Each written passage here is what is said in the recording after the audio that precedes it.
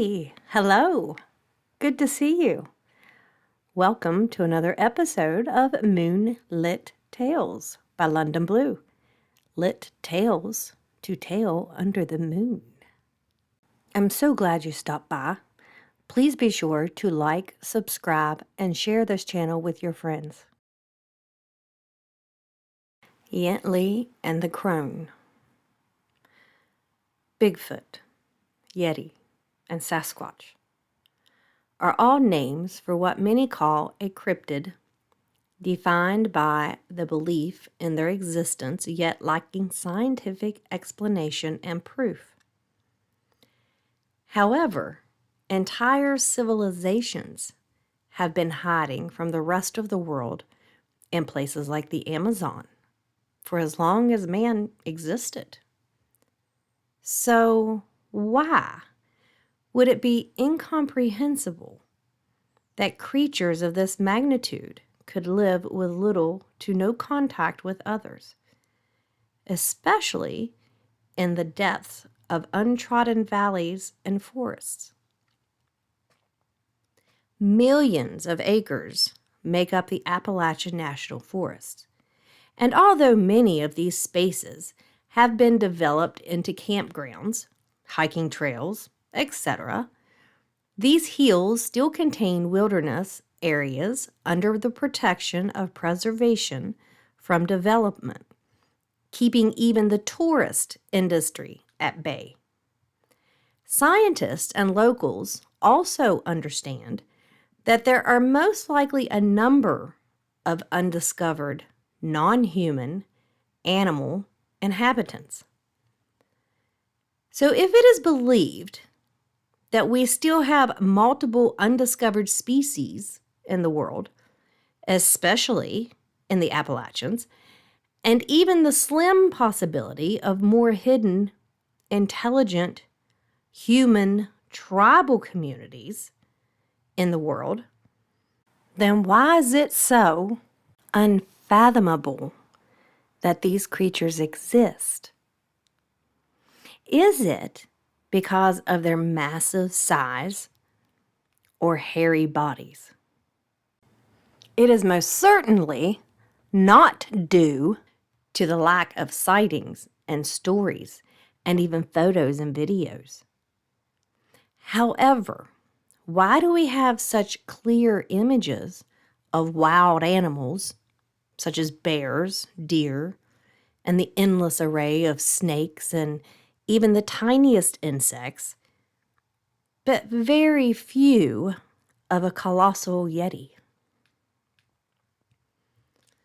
Mr. Marion Robert Yentley may be able to shed some light on the subject matter for you. He was born on February 29th in a small coal mining town in West Virginia during the 1968 leap year. He excelled through elementary school and his first 2 years in middle school. Then he became the center of attention for bullies, both young and old. However, the coach loved him because he was the star of both the middle and the high school basketball and football teams. During the state basketball playoffs, Yentley collapsed on the court. He was rushed to the hospital, where he was treated for a mild heart attack. Afterward, Yentley was forced to refrain from sports, which crushed his only source of self-confidence. By the time he had graduated from high school, he stood at 7 feet, 2 inches tall, and had been diagnosed with giantism. Because of his extreme height, he knew he would not be able to follow in his father's footsteps, working underground in the mines. He had considered trying his luck in the film industry, like his hero Ted Cassidy, who played Lurch in The Addams Family. However, after spending his youth in torment at the center of negative attention, he chose a different path. Yentley put his brains over his brawn and enrolled in college with hopes of becoming a doctor. He figured if he could get a medical degree and then start doing research, then maybe he could help find a cure for his condition. Yentley fell for a young woman named Simone Reed. Her long blonde hair glistened in the sun while she maintained an elegant posture sitting on the large rock in front of the library. But it was her soft voice and addictive giggle, her ocean blue eyes, that drew him in. Although she was always friendly with him, Simone was only 5'2" in 3-inch heels. She would never be interested in a romantic relationship with a man nearly twice her size. Yet he was determined to win her over, trying to convince her that no one on campus could better protect her. In addition, with flowers in hand, he proved he was also a gentle giant. Then another obstacle began to occur. Yentley began growing thick, black patches of hair on his body. He tried shaving and even inquired of another female friend about the art of hair removal, but to no avail. Finally, putting his faith in his field of study, he saw a young doctor. The man was taken aback by Yentley's condition, saying he had never seen anything like that before. However, he had heard of it and believed that to be an extremely rare condition called acquired hypertrichosis. The doctor explained that it was most likely brought on by his metabolic disorders. Seeing as the inexperienced doctor wasn't certain of his diagnosis, he told Yentley that he would do some research and try to develop a treatment. But he did not believe there was an actual cure.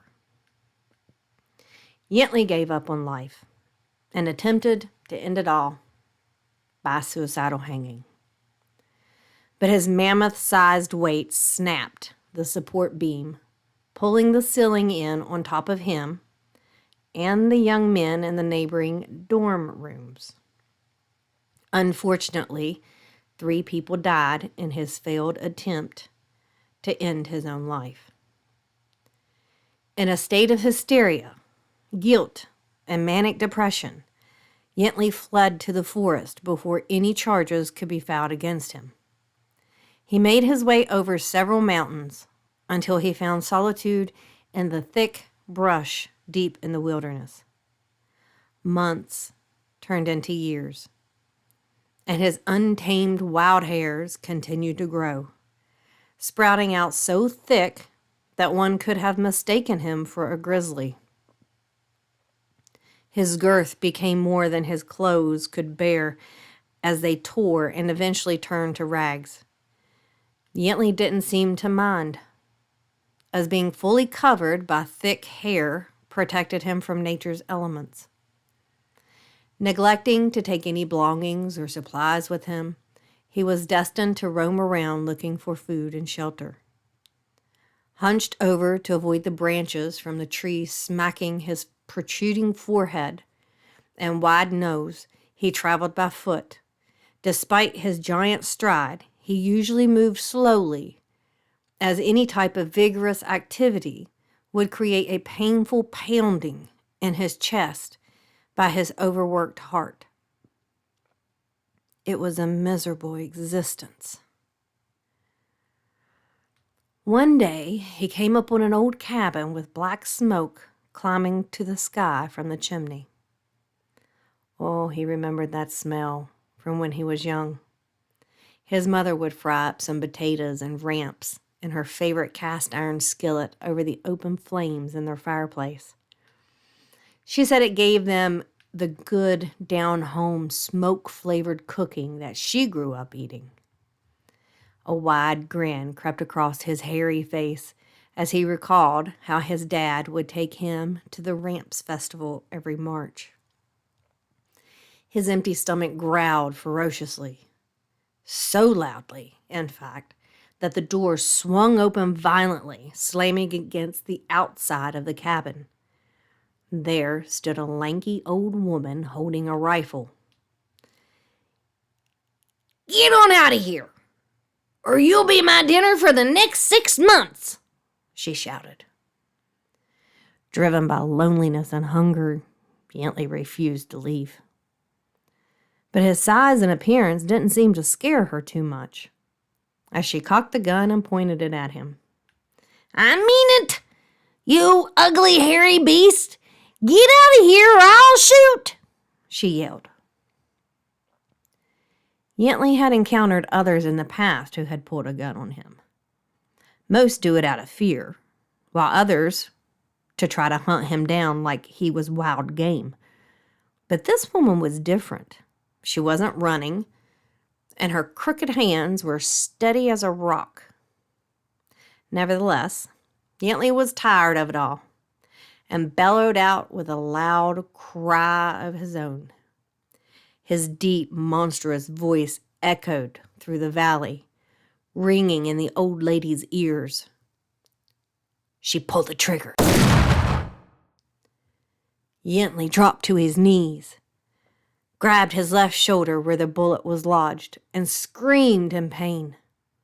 Again, his voice was so deep and raspy that the long, loud call sounded like a cross between a bear and a coyote. The old woman cocked and aimed again. Yentley knew this time she would surely kill him. He peered into her bright blue eyes and, for a moment, remembered Simone.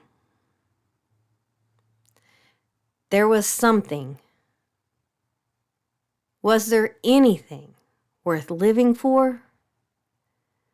Would he ever find someone to accept him? Or would he live out his days wandering the wilderness alone? The tall, thin woman started shouting and bouncing side to side. I told you, I warned you, I said to get out of here." All of his pent-up anger and hurt burst out like a breached dam. He stood up onto his enormous feet and leaned over. He pressed his nose against her long, pointy nose and howled. He stumbled back, and she could see the tears soaking into the hair on his face. She lowered the gun. He took a deep breath, as if he was about to yell again, then exclaimed, "You shot me! You ugly old crone, you shot me! I just wanted some ramps!" The old woman paused with wide open eyes of shock and began to laugh. "Why didn't you just ask? and who you calling an old crone? You hairy yeti?" "Come on in, my new friend, and I'll heal your wound and fill your belly,"